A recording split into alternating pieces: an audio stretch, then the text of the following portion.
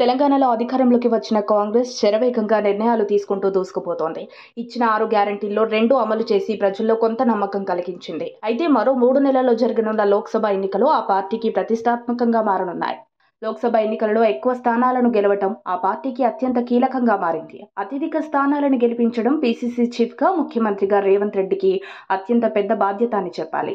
3 నెలల్లో జరుగుతున్న లోక్సభ ఎన్నికల్లో కాంగ్రెస్ పార్టీ ఎక్కువ స్థానాలను గెలవకపోతే దానిని విపక్షాలు తమకు అనుకూలంగా మలుచుకునే అవకాశం ఉంది. లోక్సభ ఎన్నికల ఫలితాలకు రేవంత్ బాధ్యత వహించాల్సి ఉంటుంది. ఏమాత్రం తేడా వచ్చినా ప్రభుత్వంపై వ్యతిరేకత మొదలైందన్న సంకేతాలు చేరే ప్రమాదం ఉందని చెప్పాలి. అందుకే అభ్యర్థుల ఎంపిక దగ్గర నుంచి ప్రచారం వరకు అత్యంత కీలకంగా మారనున్నాయి. ఈ క్రమంలోనే తాజాగా కాంగ్రెస్ పార్టీ అత్యంత కీలక నిర్ణయం తీసుకుంది.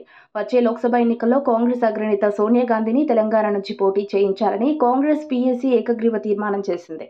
కాంగ్రెస్ పార్టీ అధికారంలోకి వచ్చిన తర్వాత తొలి పీఏసీ సమావేశం తాజాగా జరిగింది. ఈ సమావేశంలో ప్రధానంగా లోక్సభ ఎన్నికలు, నామినేటెడ్ పోస్టుల భర్తీ, అలాగే 6 గ్యారంటీల అమలుపై సుదీర్ఘంగా చర్చించారు. లోక్సభ నియోజకవర్గాలకు ఇన్ఛార్జీలను సైతం నియమించారు. మంత్రులకి లోక్సభ బాధ్యతలు అప్పగించారు. దీంతో పాటు నామినేటెడ్ పదవుల విషయంలోనూ కీలక నిర్ణయం తీసుకున్నారు. అయితే సోనియా గాంధీని తెలంగాణ నుంచి పోటీ చేయించాలన్న నిర్ణయంపై ఇప్పుడు సర్వత్రా చర్చ సాగుతోంది. గతంలో ఇందిరాగాంధీ మెదక్ నుంచి పోటీ చేశారు.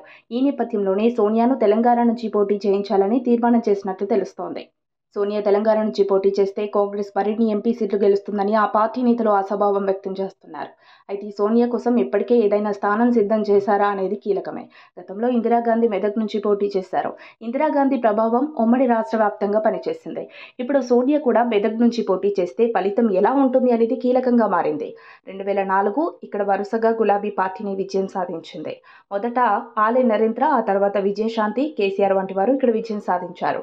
ప్రస్తుతం ఎంపీ కొత్త ప్రభాకర్ రెడ్డి వరుసగా 2 సార్లు విజయం సాధించారు. మెదక్ పార్లమెంటు పరిధిలో 7 అసెంబ్లీ నియోజకవర్గాలుండగా మెదక్ మినహా అన్ని సెగ్మెంట్లలోనూ బీఆర్ఎస్ ఎమ్మెల్యేలు విజయం సాధించారు.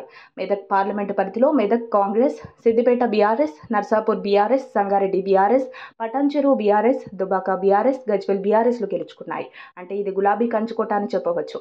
ఒకవేళ ఇక్కడే సోనియా పోటీ చేస్తే ఫలితం ఎలా ఉంటుంది అనేది కీలకమే. జాతీయ రాజకీయాలపై గురిపెట్టిన కేసీఆర్ మెదక్ బరిలో దిగే అవకాశాలు లేకపోలేదని చర్చ జరుగుతోంది. కేసీఆర్ పోటీ చేస్తే సోనియా బరిలోకి దిగుతారా అనేది ఆసక్తికరమే. అసలు సోనియా తెలంగాణ నుంచి పోటీ చేస్తారా? అసలు ఆమె ఈసారి పోటీకి దూరంగా ఉంటారా అనేది చర్చకు తావిస్తోంది. ఆమె కొంతకాలంగా యాక్టివ్ పాలిటిక్స్కి దూరంగా ఉంటున్నారు. అడపాదడపా కొన్ని మీటింగ్స్కి మాత్రమే అటెండ్ అవుతున్నారు. తెలంగాణ ఎన్నికల ప్రచారానికి దూరంగానే ఉన్నారు. సీఎం రేవంత్ ప్రమాణ స్వీకారానికి మాత్రం హాజరయ్యారు. అలాంటి ఆమె పోటీ చేస్తారా? చేస్తే ఎక్కడ చేస్తారు అనేది వేచి చూడాలి. మరిన్ని అప్డేట్స్ కోసం మా కాయ్ టీవీని సబ్స్క్రైబ్ చేసుకోండి. మా వీడియో కనుక మీకు నచ్చినట్లయితే లైక్ చేయండి, షేర్ చేయండి. మీ విలువైన అభిప్రాయాలను కామెంట్ బాక్స్లో తెలియజేయండి.